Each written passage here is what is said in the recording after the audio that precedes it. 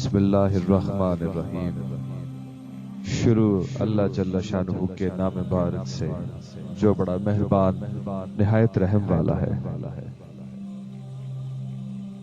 میں آپ سب لوگوں کو اپنے چینل چھپا سچ میں خوش آمدید کہتا ہوں، اور آپ اپنے میزبان محمد ہارون مرزا کی آواز سن رہے ہیں۔ ہماری آج کی معلوماتی ویڈیو ایک سبق آموز واقعہ ہے۔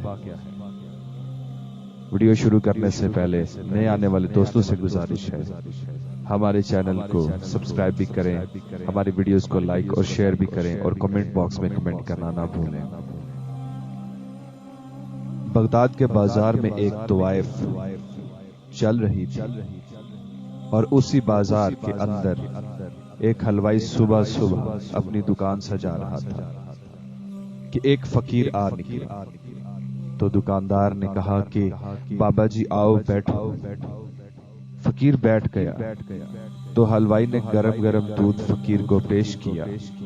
فقیر نے دودھ پی کر اللہ تعالی کا شکر ادا کیا اور اس حلوائی کو کہا کہ بھائی تیرا شکر،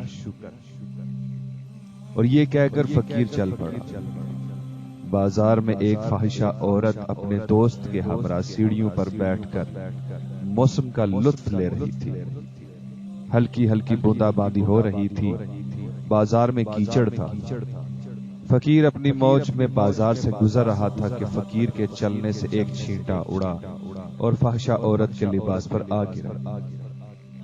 جب یہ منظر فاحشہ عورت کے دوست نے دیکھا تو اسے بہت غصہ آیا، اور وہ اٹھا اور فقیر کے منہ پر تھپڑ دے مارا اور کہا کہ فقیر بنے پھرتے ہو، چلنے پھرنے کی تمیز نہیں۔ فقیر نے ہنس کر آسمان کی طرف دیکھا اور کہا مالک تو بھی بڑا بے نیاز ہے، کہیں سے دودھ پلواتا ہے تو کہیں سے تھپڑ مرواتا ہے۔ یہ کہہ کر فقیر چل پڑا۔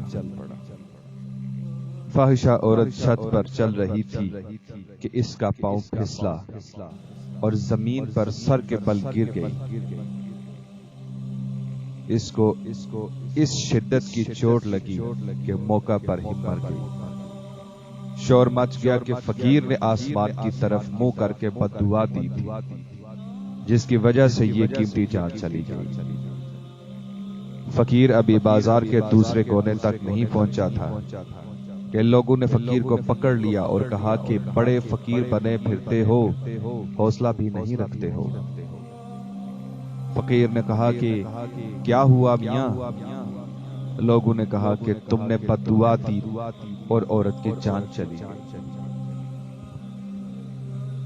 فقیر نے کہا واللہ میں نے کوئی بد دعا نہیں دی۔ تو لوگوں نے ضد کی اور کہا نہیں، یہ تیری بد دعا کا ہی کیا دھرا ہے۔ جب لوگوں نے ضد نہ چھوڑی تو فقیر نے کہا کہ اصل بات پوچھتے ہو تو میں نے کوئی بد دعا نہیں دی، ہاں یہ یاروں کی لڑائی ہے۔ لوگوں نے کہا کہ وہ کیا ہے؟ فقیر نے کہا کہ جب میں گزر رہا تھا اور میرے پاؤں سے چھینٹا اڑ کر اس عورت کے لباس پر پڑا تو اس کے یار کو غصہ آیا، اس نے مجھے مارا تو پھر میرے یار کو بھی غصہ آ گیا۔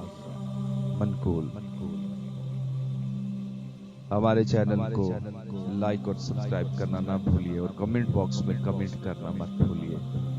السلام علیکم ورحمۃ اللہ وبرکاتہ۔